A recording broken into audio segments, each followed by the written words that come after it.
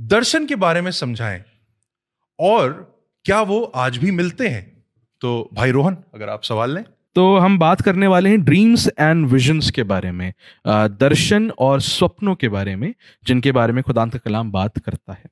जब हम कल बैठ के इस सवाल को डिस्कस कर रहे थे तो हम लोग ने सबसे पहली चीज़ ये कही कि कई बार लोगों के मन में जब हम बात करते हैं आपकी ड्रीम क्या है, आपका विजन क्या है, तो जो कॉन्सेप्ट होता है ड्रीम और विजन को लेकर वो ये होता है, आप ये पूछ रहे हैं कि आपका गोल क्या है इस जीवन में, आप क्या अचीव करना चाहते हैं, व्हाट इज योर ड्रीम, आपका विजन क्या है, 4 साल में 5 साल में आप क्या करेंगे आगे चलकर। तो उस प्रकार के विजन या उस प्रकार की ड्रीम की हम बात नहीं कर रहे हैं। आपके जीवन के क्या गोल्स हैं, आप 5 साल में 6 साल में क्या करेंगे, आप किस तरीके से अपने आप को 10 साल बाद देखते हैं, उसके बारे में हम आज की शाम बात नहीं करेंगे, क्योंकि उसके बारे में खुदावंद का कलाम ड्रीम्स एंड विजन्स उस तरीके से उनके बारे में बात नहीं करता है। तो फिर खुदावंद का कलाम किस तरीके से बात करता है? अगर आप देखेंगे गिनती की किताब उसका 12वां अध्याय और उसकी 6वीं आयत, वहां पर लिखा हुआ है, वहां पर ड्रीम्स एंड विजन्स के बारे में बात हो रही है, दर्शन और सपनों के बारे में बात हो रही है। और वहां पर आयत कहती है, तब यहोवा ने कहा, यदि तुम में से कोई नबी हो तो उस पर मैं यहोवा दर्शन के द्वारा, दर्शन जहां पर शब्द हिंदी में लिखा है वहां अंग्रेजी में है विजन, दर्शन के द्वारा अपने आप को प्रकट करूंगा या स्वप्न में उससे बातें करूंगा। दर्शन के द्वारा प्रकट करूंगा या स्वप्न यानी ड्रीम्स में उससे बातें करूंगा, यदि तुम में से कोई नबी है। तो जब यहां पर देख रहे हैं कि कोई नबी है, तो ये जो ड्रीम्स एंड विजन्स हैं ये प्रोफेसी के साथ जुड़े हुए हैं। और प्रोफेसी का मतलब होता है परमेश्वर की रूह में होकर बोलना, कोई ऐसी बात बोलना जो आपने खुदावंद की रूह के द्वारा हासिल की हो। परमेश्वर आपको रिवील कर रहा हो और आप लोगों के सामने रख रहे हैं उस चीज को, तो ये प्रोफेसी से जुड़ा हुआ है। तो जब हम ड्रीम्स एंड विजन्स की बात कर रहे हैं तो ये एक माध्यम है, एक मीडियम है, जिनके थ्रू परमेश्वर यहोवा अपने लोगों से बातचीत करते हैं। यहां पर आपके जीवन के गोल्स की बात नहीं हो रही है, यहां पर एक ऐसे मीडियम की बात हो रही है जिसके थ्रू परमेश्वर अपने लोगों से बातचीत करते हैं, उनसे उनके सामने चीजों को प्रकट करते हैं। अलग अलग माध्यम में परमेश्वर की बातचीत करने के जो प्रथम माध्यम है वो है खुदावंद का कलाम, जिससे हमें सारी चीजों को जांचना चाहिए, चाहे वो भविष्यवाणी हो, चाहे वो ड्रीम्स हो, चाहे वो विजन्स हो। ये कलाम सर्वोपरि प्रथम है, इसी के द्वारा हम सब चीजों को जांचेंगे। लेकिन परमेश्वर अलग अलग चीजों को इस्तेमाल करता है बात करने के लिए अपने लोगों से। तो ड्रीम्स के बारे में बात करते हैं। यहाँ पे लिखा हुआ है, दर्शन के द्वारा अपने आप को प्रकट करूंगा या स्वप्न में उससे बातें करूंगा। उसी के बाद हमको देखने को मिलता है एग्जाम्पल्स, अगर हम खुदावंद के कलाम में देखना चाहें ड्रीम्स और विजन्स को लेकर। तो सबसे पहले हम लोग ड्रीम के एक एग्जाम्पल के बारे में बात करते हैं। जो सबसे प्रचलित स्वप्न देखने वाला था वो कौन था? यूसुफ। पुराने नियम में यूसुफ सबसे प्रचलित है, जिसने एक दर्शन देखा था कि जितने भी सितारे हैं और चांद और सूरज हैं वो उसके सामने दंडवत कर रहे हैं। तो ये जो ड्रीम था ये एक सिंबॉलिक ड्रीम है, यानी अगर परमेश्वर अपनी बात को पहुंचाना चाहता है तो जब आप सो रहे हैं आपके सपने में सिंबल्स के द्वारा परमेश्वर किसी चीज को आप तक पहुंचाने का प्रयास कर सकता है। और ये जो पहुंचाने का प्रयास किया जा रहा था इस तक, ये एक ऐसी घटना थी जो उसके साथ भविष्य में घटने वाली थी। ठीक है, तो ड्रीम्स के द्वारा परमेश्वर ऐसी बातों को भी आपके सामने रख सकता है, सिंबॉलिक चीजों को दिखा सकता है। फिर उसके बाद उसने एक और सपना देखा था, इसी से जुड़ा हुआ सपना था। क्या सपना था? उसने देखा कि उसके भाई हैं और वो जो है वो खेत में काम कर रहे हैं, पूलों को बांध रहे हैं। उसी के बाद ये हुआ तुरंत कि एक पूला खड़ा हुआ और जो उसके भाई के पूले थे वो उन्होंने घेर लिया उसके पूले को और उसके सामने दंडवत करने लगे। अल्टीमेटली इन दोनों सपनों का एक फुलफिलमेंट हुआ भविष्य में।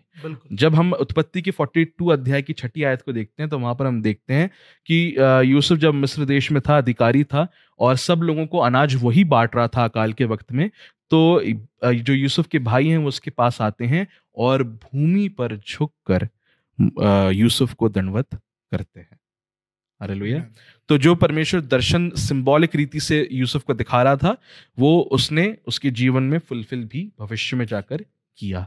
तो इस प्रकार की बातें भी इंसानों के ऊपर परमेश्वर यहोवा ड्रीम्स के थ्रू प्रकट कर सकते हैं। उसी के साथ हम एक विजन का भी एक उदाहरण देखेंगे। ठीक है, तो विजन का जो उदाहरण है वो हमको मिलता है प्रेरितों के काम उसका 18वां अध्याय उसकी 9 से लेकर 10वीं आयत में। वहां पर परमेश्वर यहोवा प्रेरित पौलुस से बात कर रहे हैं और वहां पर हमें देखने को मिलता है कि किस तरीके से परमेश्वर यीशु मसीह, प्रभु यीशु मसीह प्रेरित पौलुस को उत्साहित करते हैं जब वो अपनी मिशनरी जर्नी पर है, जब वो खुदा का कलाम प्रचार कर रहा है। हमको देखने को मिलता है, लिखा हुआ है प्रेरितों के काम उसके 18वें अध्याय की 9वीं-10वीं आयत में, प्रभु ने एक रात दर्शन के द्वारा पौलुस से कहा। क्या कहा? मत डर, वरन कहे जा और चुप मत रहे, क्योंकि मैं तेरे साथ हूं और कोई तुझ पर चढ़ाई करके तेरी हानि नहीं करेगा, क्योंकि इस नगर में मेरे बहुत से लोग हैं। हालेलुया। परमेश्वर का यहां पे लिखा हुआ है, पौलुस को एक विजन मिला और इस विजन में क्लियर मैसेज था, सिंबोलिज्म नहीं था, एक क्लियर मैसेज था। परमेश्वर जो यीशु मसीह हैं वो क्लियरली पौलुस से कह रहे हैं, देख मत डर, मैं तेरे साथ हूं, निडर होकर मेरा प्रचार कर, इस शहर में कोई भी तुझ पर चढ़ाई नहीं करने पाएगा, क्योंकि मेरे लोग यहां पर रहते हैं।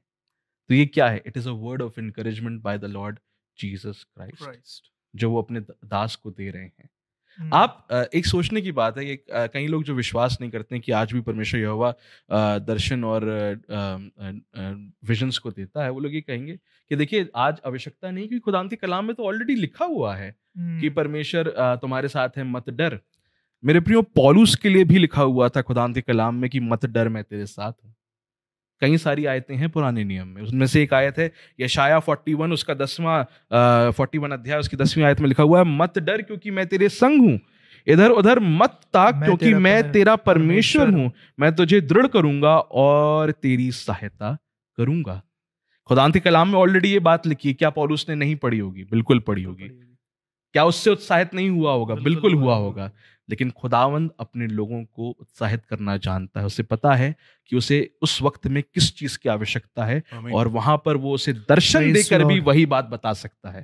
हालेलुया। तो दर्शन और ड्रीम्स का जो पर्पस है वो स्क्रिप्चर के आने से फुलफिल नहीं होता है, और इसलिए मैं ये कहना चाहूंगा कि आज भी परमेश्वर यहोवा ड्रीम्स एंड विजन्स को अपने लोगों को देते हैं, लेकिन ये जरूरी है कि हम उन ड्रीम्स एंड विजन्स को परमेश्वर के कलाम के आधार पर जांचें।